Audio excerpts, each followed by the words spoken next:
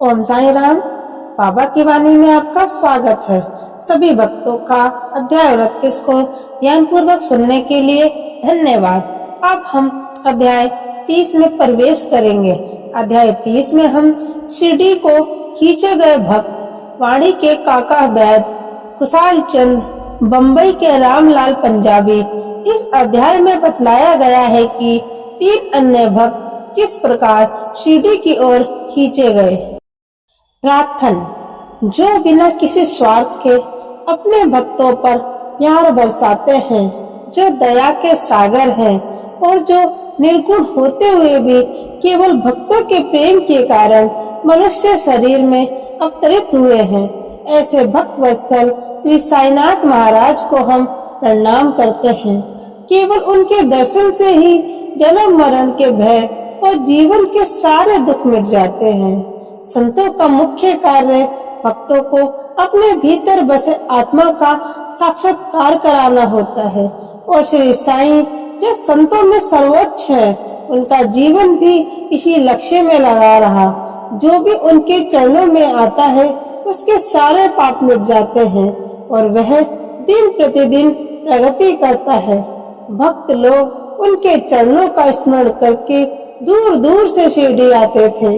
वहाँ उनके पास बैठकर श्लोक पढ़ते और गायत्री मंत्र का जाप किया करते थे। परंतु जो लोग निर्बल, परेशान और बिल्कुल असहाय थे, जिन्हें भक्ति का सही अर्थ भी नहीं पता था, उनका बस इतना था कि दुनिया चाहे साथ छोड़ दे, पर अनाथों के नाथ श्री साईं कभी नहीं छोड़ेंगे। जिस पर साईं कृपा कर दे, उसे असाधारण शक्ति, सही गलत का विवेक और सच्चा ज्ञान सहज रूप से प्राप्त हो जाता है। साईनाथ भक्तों के मन की इच्छा बिना बताए ही समझ लेते और उसे पूरा भी करते।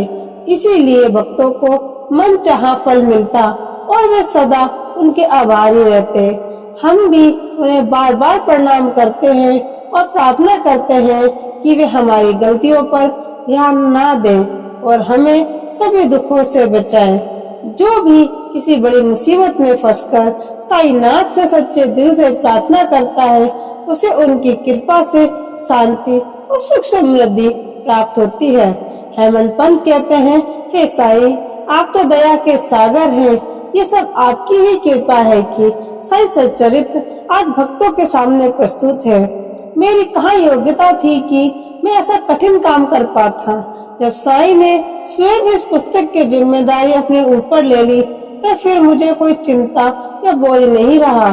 साईनाथ ने इस ग्रंथ के माध्यम से उनकी सेवा स्वीकार कर ली।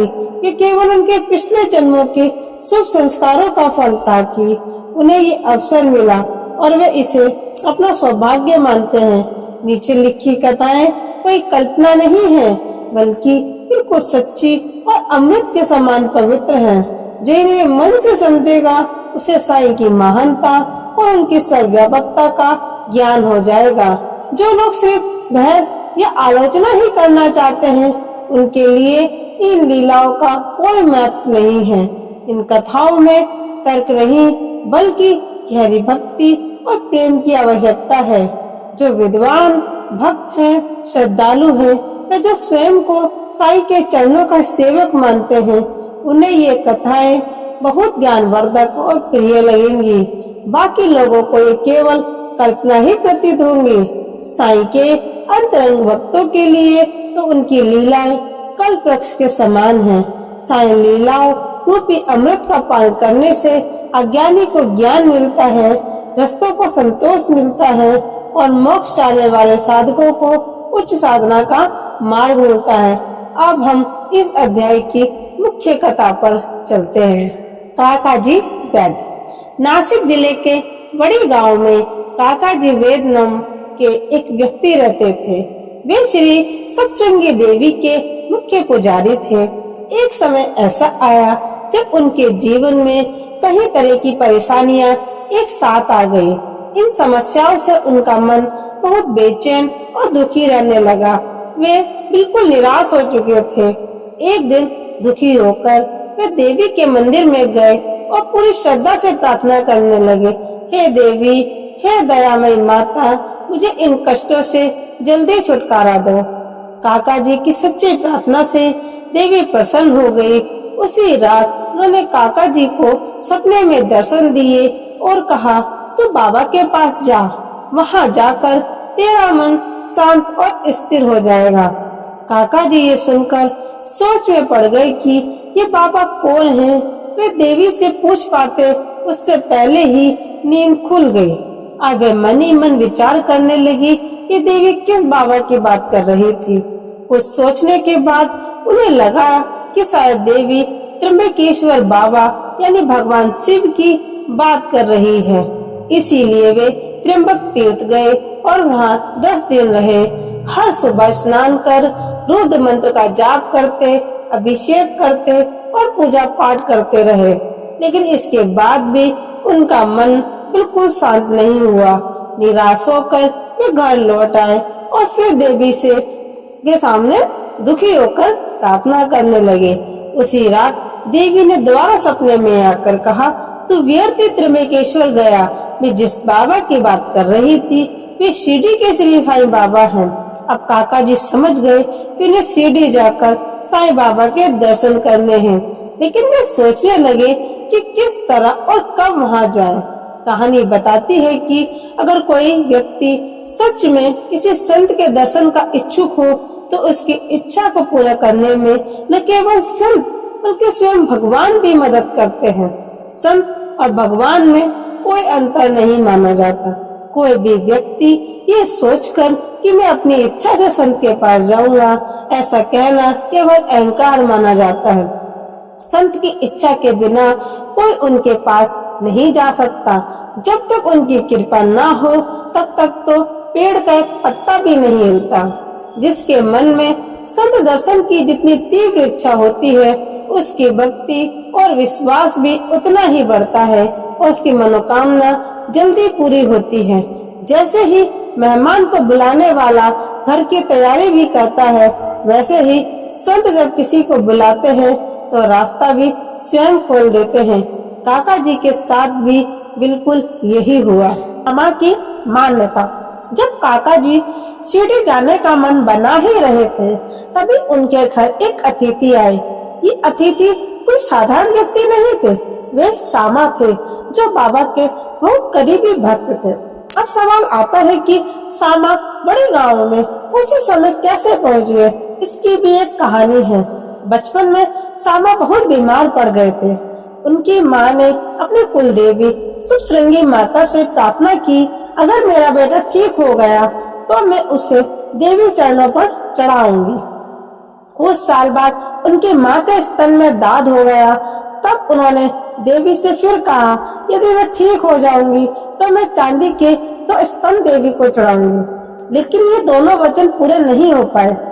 जब उनकी माँ मृत्यु शैया पर थी तब उन्होंने सामा को बुलाकर वही 2 वचन याद दिलाए। सामा ने उन्हें पूरा करने का वादा किया। फिर उनकी माँ का निधन हो गया।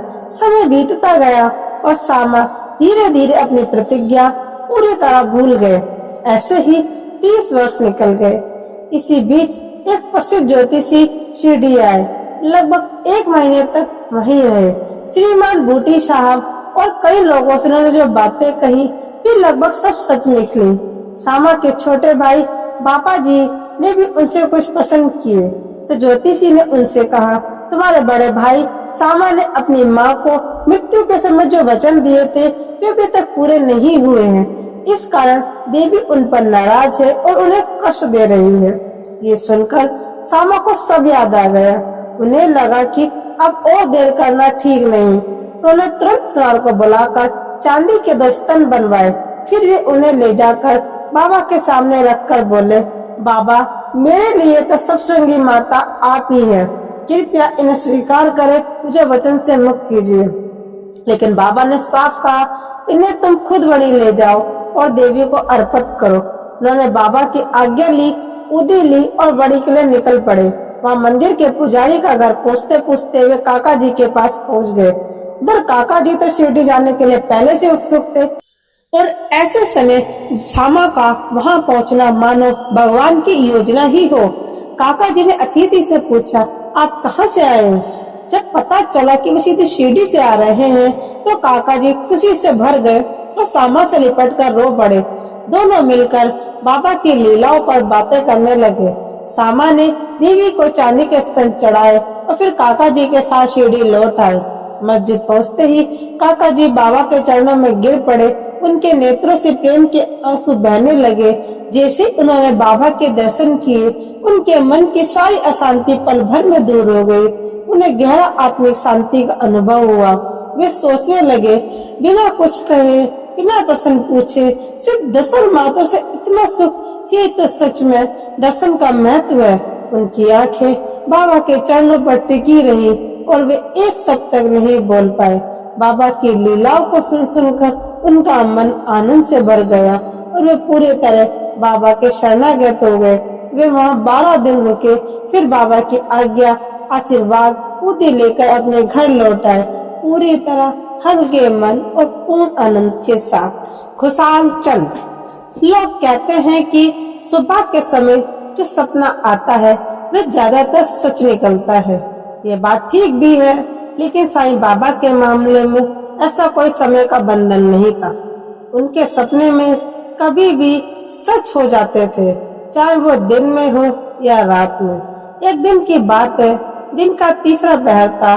बाबा ने काका साहब से कहा कि वे तांगा लेकर राहता जाएं और खुशाल चंद को लेकर आए, क्योंकि कई दिनों से बाबा और खुशाल चंद की मुलाकात नहीं हुई थी।